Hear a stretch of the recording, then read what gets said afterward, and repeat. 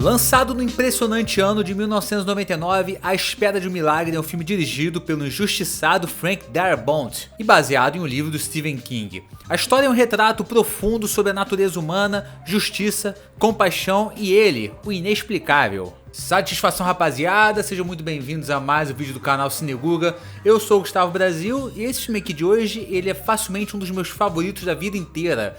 Eu já tinha essa impressão antes, aí fui reassistir para gravar esse vídeo, ele continua na minha lista, eu amo muito A Espera de um Milagre. Inclusive, já tá rolando enquete aqui no canal para qual vai ser o próximo filme, tá? A próxima anatomia de um clássico, então não esquece lá de votar, valeu? E vambora! Essa é uma história contada em flashbacks pelo personagem Paul, vivido pelo Tom Hanks, que estava numa década absolutamente brilhante. O Paul era chefe dos guardas do Corredor da Morte e o enredo gira em torno da chegada de John Coffey, um homem negro gigantesco condenado injustamente por um crime terrível. Mas o coração emocional do filme é justamente o impacto do John Coffey em todos ao redor dele. E é aquilo que a gente sabe, né? O Stephen King ele é conhecido como o rei do terror. O cara até tem o nome rei, né? A palavra rei no nome dele, King. Só que as minhas histórias favoritas dele são essas histórias que tem mais coração, como Conta Comigo, que tem vídeo aqui no canal também, Espera de um Milagre, são esses, sabe? O filme se passa em 1935, durante a Grande Depressão, no corredor da morte de uma penitenciária em Louisiana, que é apelidada de A Milha Verde por causa do piso verde que leva os condenados à cadeira elétrica. E o Frank Darabont já tinha dirigido outro filme baseado em um romance do Stephen King, que é o clássico Um Sonho de Liberdade, que em breve também vai ter vídeo aqui, tá? E eu acho que esse cara é muito bom justamente em transformar literatura em cinema sem perder profundidade emocional. Não à toa ele foi responsável por dar vida à adaptação de The Walking Dead, naquela primeira temporada incrível, que conta até com Jeffrey Demun, que também está presente aqui em A Espera de um Milagre. Nesse filme, o Darabont mantém a essência humanista do autor, mas constrói também uma linguagem visual muito própria, né, marcada por silêncios longos, enquadramentos estáticos e um ritmo até contemplativo que exige da gente muita entrega emocional. E é muito interessante essa escolha do filme ser narrado a partir do ponto de vista do Tom Hanks mais idoso, porque o filme acaba sendo sobre memória e sobrevivência emocional. Logo nos primeiros minutos de filme a gente já consegue sentir que está presenciando uma coisa que marcou o narrador de forma muito profunda, né? Então a gente não está só acompanhando acontecimentos, a gente está presenciando um homem revisitando o maior dilema moral da vida dele. E assim, é claro que eu vou falar da atuação do Tom Hanks, embora fique um pouco à sombra do Michael Clarke Duncan, que obviamente eu também vou falar muito, né? Mas vamos destacar a atuação desse senhorzinho aí, o nosso querido Debs Greer, no último papel da carreira dele, diga-se, porque é justamente isso, né, cara? A entrega dele no papel, a carga emocional. Como eu disse, só pelo tom de voz você já entende que vai acompanhar uma história muito foda, porque ele deixa muito claro, só pelo jeito de falar, o quanto foi marcante na vida dele. Inclusive ele já começa narrando sobre o Corredor Verde, conhecido também como A Milha Verde, que inclusive é o título original do filme e do livro. Só que esse aqui é um dos poucos casos que eu acho que a tradução é ainda melhor do que o original, o título. O Corredor Verde não é só um cenário, ele acaba sendo um ritual. Cada execução repete o mesmo caminho, os mesmos passos, os mesmos procedimentos. Tanto que tem uma cena muito importante narrativamente, que é a cena do ensaio que eles fazem para a cadeira elétrica. Essa cena pré-estabelece um núcleo de tensão muito forte, porque já deixa claro como funciona o lance da esponja molhada,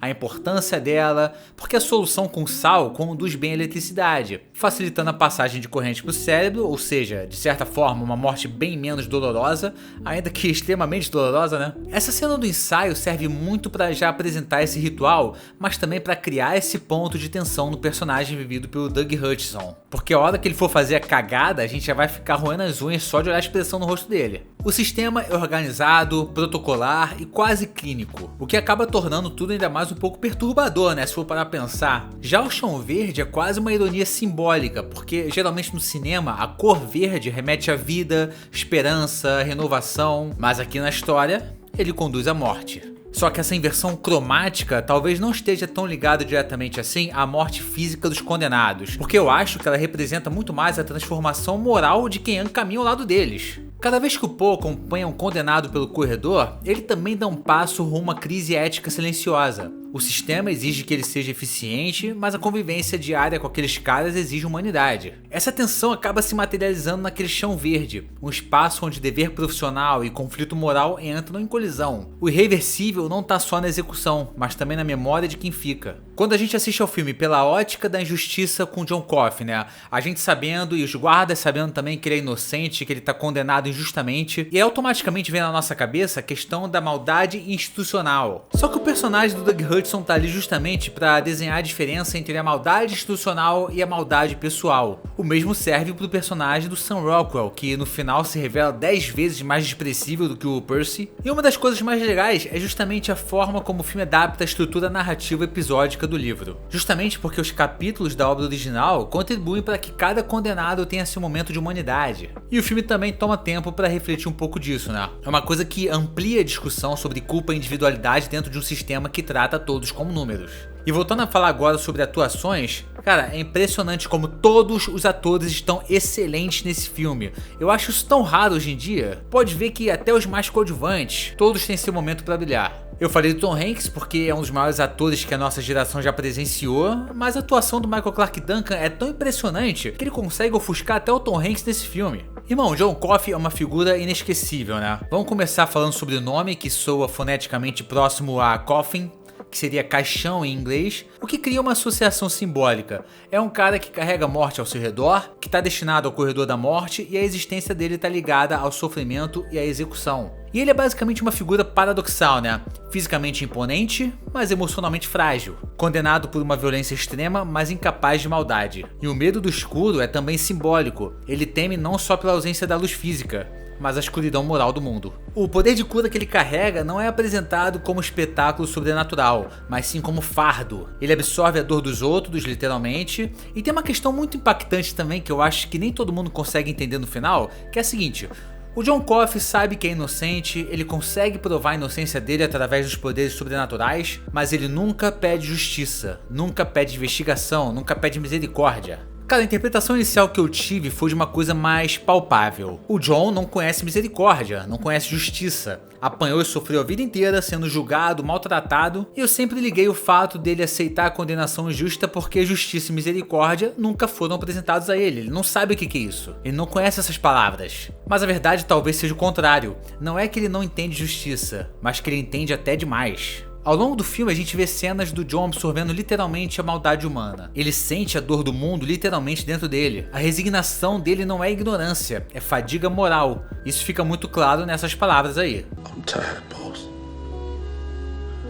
Tired of being on the road, lonely as a sparrow in the rain. Mostly I'm tired of people being ugly to each other. Ele aceita a morte não porque é culpado, mas porque está cansado da crueldade humana. Ele aceita a morte como o fim do sofrimento, a saída de um mundo que machuca ele constantemente. É uma aceitação da morte, não uma falta de compreensão de justiça ou misericórdia. Bom, rapaziada, esse é um filme impecável, eu não consigo ver nenhum defeito nele, nem a questão dele ter 3 horas de duração, que é uma coisa que eu reclamo tanto dos filmes hoje em dia, né? Nenhum filme mais consegue ter 1h40, só que esse aqui a gente não vê a hora passar e faz sentido, ele tem que ter essa duração mesmo porque tem muita coisa pra explorar. Mas se você gosta desse filme, comenta aí embaixo sua opinião, não deixa de votar lá na enquete pro próximo filme. É isso aí, até a próxima, valeu!